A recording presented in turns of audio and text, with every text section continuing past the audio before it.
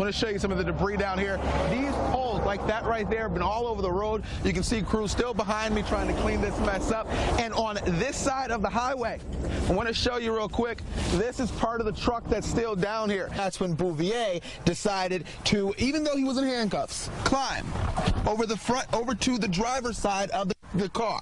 And then the trooper and Bouvier got into a scuffle.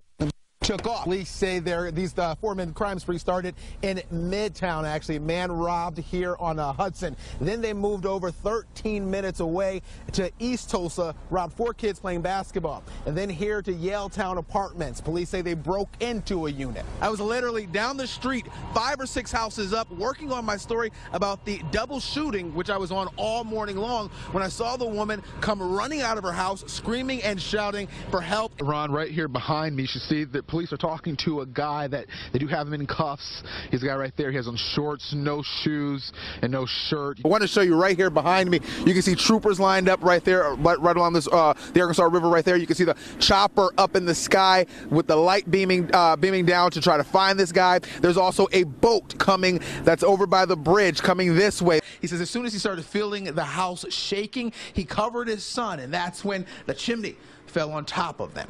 Back that way is the processing part of this plant. They say about 50% of that is burnt, and all the food inside of there, the product inside, gone as well. But the good news, the warehouse is still intact. Tulsa City voters are supposed to get 2 ballots. The Democrats are supposed to get a pink ballot. Libertarians are supposed to get an ivory ballot, and then Republicans are supposed to get a yellow ballot. And then they are also all supposed to get a white ballot. If we walk around this way, you can see the truck that was in the garage. Now the garage is where firefighters say this explosion started. When they searched their car, they found in the back seat a computer and a card swiper and multiple gift cards, some worth $500. The bullet, she says 3 bullets actually came through her house. One of them went through this window here, you see, and you see the shattering, and then it went through this couch one. But then we want to show you right here. This is the room that it came through. You can see that bullet hole, and then it went out this wall over here.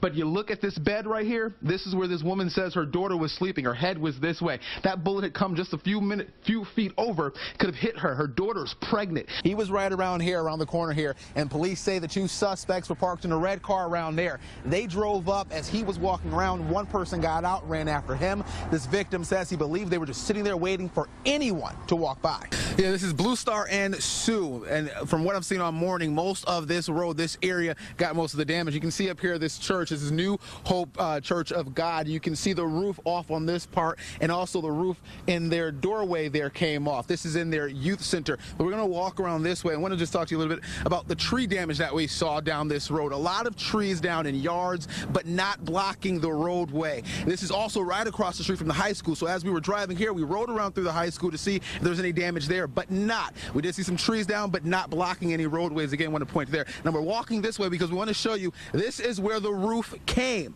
This is where it ended up landing, from the front part all the way on this side of the building. And then you see the transformer right beside there. All that damage there knocked those pieces off of the transformer. There's just a bungee cord holding that up. So this could have been really dangerous. This could have even caused a fire to this church. So we did speak to the pastor here, and he tells us they're just lucky that that didn't happen. He's been inside assessing the damage. He says there's some water damage in there, but again, it could have been much worse. Reporting live here in Claremore, covering news that matters, J.J. Burton, Fox 23 News. 23's J.J. Burton got an exclusive look at all the evidence deputies have against this couple. He's live in Cherokee County with how this investigation first started, J.J. Shay, deputies say Spring Valley board members became suspicious of their treasurer, Cynthia McCulley, and her husband back in February.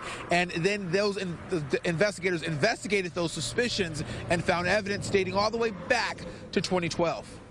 We got to look inside this big binder labeled Spring Valley. Everything inside, deputies say, evidence of years of embezzlement by Cynthia and Frank McCulley. They say this is a picture of Cynthia at the bank cashing one of the many checks she and her husband forged. I just feel like that's pretty low. From 2012 until early this year, the McCulleys are accused of stealing more than 25 grand from the Spring Valley Fire Department's Bank First account. As the department's treasurer, Cynthia had access to the money. And you might be wondering, how did she get away with this for so long without getting caught? Well, deputies say she was smart. What she would do was sit down at her computer and create these fake statements here. It looks legit. Investigators say she would give these reports to board members. Investigators did a good job of going through all the accounting. This report from January shows a balance of more than $19,000. Investigators got the real statement from the bank. The department only had $8,248.17 in its account. Are you shocked that someone would do something like that? No, unfortunately. Undersheriff Jason Chenault says the couple has now gone into hiding. Oh, they've been charged with felonies. So, you know, I can't say what the punishment will be, but, you know, that'll come at the end of the court process. And the department wants us to let taxpayers know the money that this couple is accused of stealing didn't come from taxpayers. This is money that they raised over the years, also money from membership dues. Reporting live in Cherokee County, covering news that matters, JJ Burton, Fox 23 News. She says this whole thing has divided her family. She wants this all to be over. However, Jamison's attorney says this is far from over. Visibly upset, Stephen Wade Jamison walking out of court, back in handcuffs. He whispers thank you to one of his supporters. He says nothing to Linda Perkins, the mother of Angela Mullinex. We're very pleased that the Court of Criminal Appeals had the knowledge and the foresight to reverse Judge Caputo's decision. Jamison was sentenced to 24 years in prison for the Christmas Eve crash that killed Mullinex, her husband Michael, and son James back in 2009. Investigators say at the time, Jamison had drugs in his system and was driving with a suspended license. This was an excessive sentence by a completely overzealous prosecutor. Judge James Caputo vacated the conviction back in January. The DA says that should have never happened. There is no doubt and there is no question that 3 people are dead solely at the hands of Mr. Jamison. Linda Perkins hopes this is the end.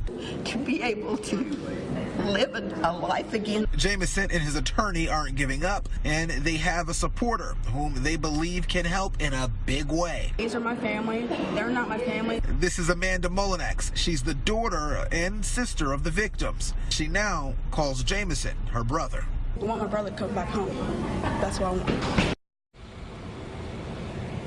Clark Brewster, Jamison's attorney, says he's going to get started on paperwork to file another post-conviction relief in the coming weeks. Reporting live downtown, covering news that matters, JJ Burton, Fox 23 News. But, I mean, that can all be replaced, and thank God we have good insurance, but it's the loss of life that kills me. Bristol Furry Friends normally house more than 100 animals here. Beth Roberts is the owner. She says between 25 and 30 of those animals died in last night's tornado. Chickens, ducks. We lost a potbelly pig, horses. We lost all of our rabbits. So we're still missing animals, and hoping that they show up. It's sad. We spent a few minutes walking around the property. Beth says this is the site that chokes her up the most. This is Beth's living room here. She says her daughter was in here watching TV when that storm was coming through. She says luckily they got into the cellar because look right here, the storm came through and just took this wall out. She might not be alive right now. And this is the inside of her house. Insulation, glass, and water damage everywhere. Beth says it's a total loss. She says she had no plans of even taking cover until she talked to her husband. Thought, it's just another mean storm, but I never dreamed that it was going to be a tornado. And back here live, what I'm showing you right now is the blessing that comes out of stories like these. These folks over here are volunteers. They came out here, gave up their day and their time, and didn't even ask for money. They're helping this family get back on their feet. And Beth tells me they do plan to rebuild, and they will stay out here. Reporting live in Bristol, covering news that matters, JJ Burton, Fox 23 News.